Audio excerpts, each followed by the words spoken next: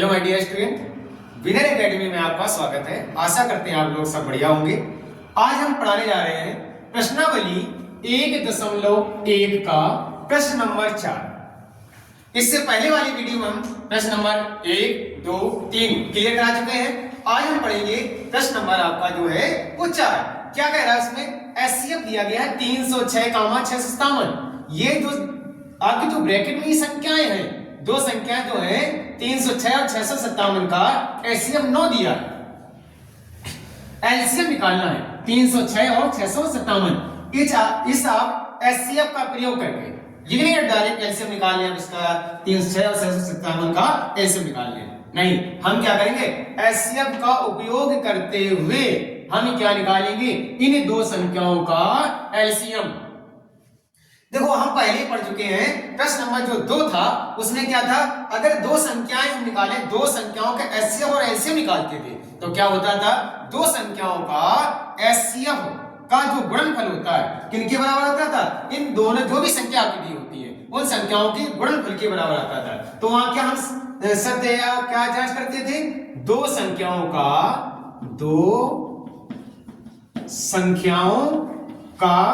गुणनफल बराबर क्या होता था? एचसीएफ गुणा एलसीएम। आप इसी फॉर्मूले का उपयोग करेंगे। यहां पे दो संख्याओं का जो गुणनफल होगा किसके बराबर होगा? एचसीएफ और एलसीएम के। तो यहाँ पे दो संख्याएं कौन कौन सी हैं? यहाँ संख्या है 306 और 657। गुणनफल मतलब इनका गुणा कर दो तो 306 गुणा 657 बराबर क्या करेंगे? एचसीएफ गुणा एलसीएम। तो यहाँ एचसीएफ हमें दिया गया है, इन दोनों संख्याओं का एचसीएफ कितना है? 9। तो यहाँ क्या लिखा? एचसीएफ। एचसीएफ लिखेंगे 9 गुणा एलसीएम ज्ञात करना है तो एलसीएम ऐसे लिखेंगे। अब क्या करेंगे? जो भी एलसीएम साथ ये गुणा में 9 है इसका पक्षांतर करेंगे, गुणा वाला इधर जाएगा भाग में। तो क्या हो जाएगा? 306 गुणा 657 बटे 9 बराबर एलसीएम। नीचे क्या है? 9। तो 9 का एचसीएफ कर दो आप भाग किसी भी संख्या में, इन दोनों में चला जाएगा क्योंकि एचसीएफ है। एचसीएफ का भाग इन दोनों संख्याओं में चला जाएगा, किसी एक में करना है।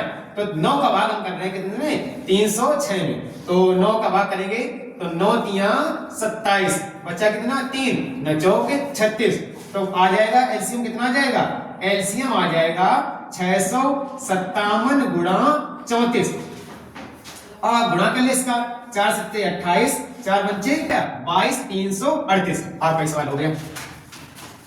अब देखो प्रश्न नंबर जो 5 है उसमें कह रहा है जांच कीजिए कि क्या किसी प्राकृत संख्या n के लिए संख्या 6 की घात n अंक शून्य पर समाप्त हो सकता है। अब सबसे पहले ये जानेंगे हम कोई भी संख्या जो शून्य पर समाप्त होती है। शून्य पर कौन सा समाप्त होती है? जैसे आपका 10 हो गया। कितना हो गया? 10। अब इसे देखो कहां पे समाप्त हो रही है? पीछे इकाई कितना है? 0।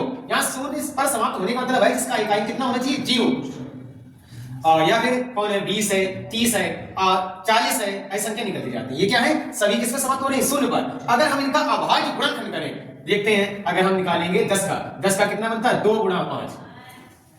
20 का 2 गुणा 2 गुणा 5। 30 का क्या बनता है? 2 गुणा 3 गुणा 5। और 40 का क्या होगा? 2 गुणा 2 गुणा 2 गुणा 5।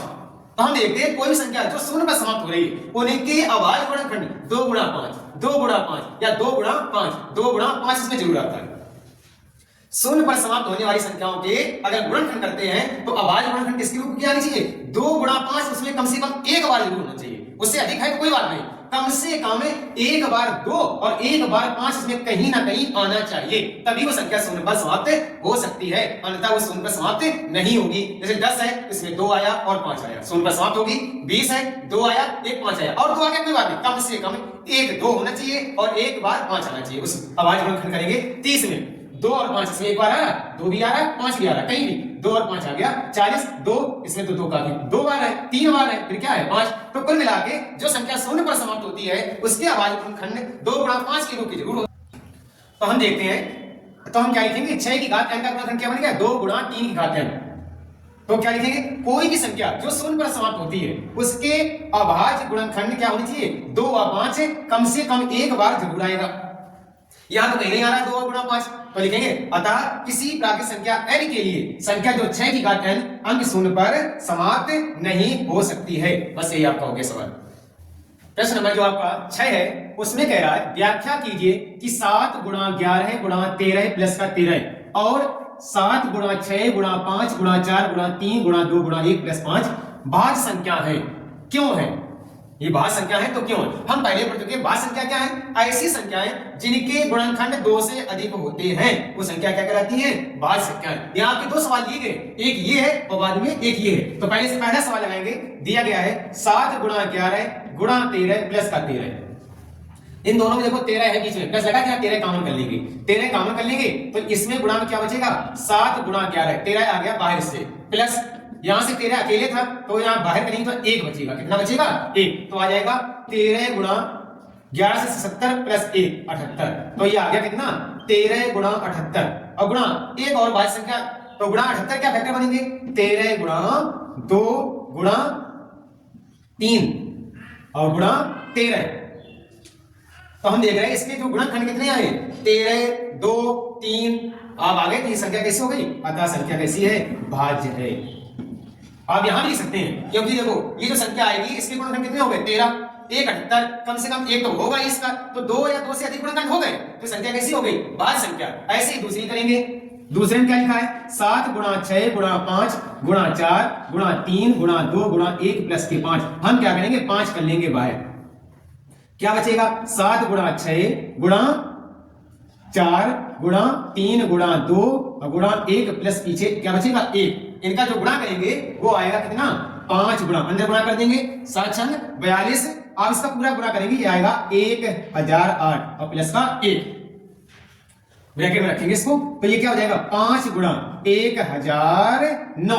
हम देख रहे हैं देखो ये जो भी संख्या आई है इसकी कम से कम 2 तो गुणनखंड यही हो गए हैं। एक तो 5 हो गया, एक 1009 है, एक तो होगा कौन? एक तो सभी का गुणनखंड होता है। इसके एक ये एक कौन हो जाए? एक भी आप लिख सकते हैं पीछे, तो कितने हो गए? कम से कम 3 तो गुणनखंड हो गए और अधिक भी हो सकते हैं। हमें क्या भाज्य संख्या कौन है? जिसके 2 से अधिक गुणनखंड हो।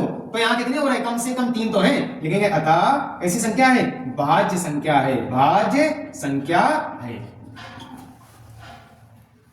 देखो जो प्रश्न नंबर 7 है उसमें दिया गया किसी खेल के मैदान के चारों ओर एक वृत्ताकार पथ है। इस मैदान का एक चक्कर लगाने में सोनिया 18 मिनट, जबकि इसी मैदान का एक चक्कर लगाने में रवि जो है वो 12 मिनट समय लगते हैं। कितना लगता है? 12 मिनट। मान लीजिए वे दोनों एक ही स्थान पर एक ही समय पर चलना प्रारंभ करेंगे और इसके साथ एक ही दिशा में चलते हैं, तो कितने समय बाद वे पुनः प्रारंभिक स्थान पर मिलेंगे? देखो बेटा याद रखना, जब कभी भी ये चक्कर वाले आ जाए वृत्ताकार कक्ष पर, जैसे ग्रह हो गया, ग्रह वाले आपके सवाल में आते हैं, वृत्ताकार कक्ष पर कुछ ग्रह चलते हैं एक दिन में, इतने दिन में एक, मतलब कि ग्रह सूर्य का इतने दिन में चक्कर लगाता है या दूसरा ग्रह इतने दिन में चक्कर लगाता है, तो ऐसे सवालों में आप एलसीएम निकालेंगे।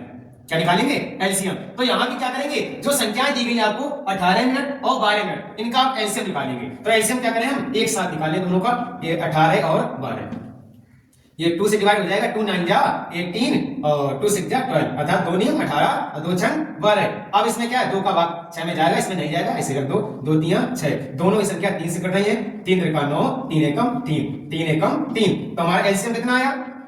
एलसीएम इसका आया 2 गुणा 2 गुणा 3 गुणा 3। तो आगे कितना? 2 दूनी 4, 3 12 और 12 दिया 36 मिनट। तो इनका आंसर, तो अतः दोनों एक साथ अब कितने देर बाद? 36 मिनट बाद। कितनी देर बाद? 36 मिनट बाद एक साथ मिलेंगे। आज के लिए इतना ही। अब अगले वीडियो में आप पढ़ेंगे एक्सरसाइज 1.1। प्लीज चैनल को सब्सक्राइब और शेयर जरूर करते रहे। धन्यवाद।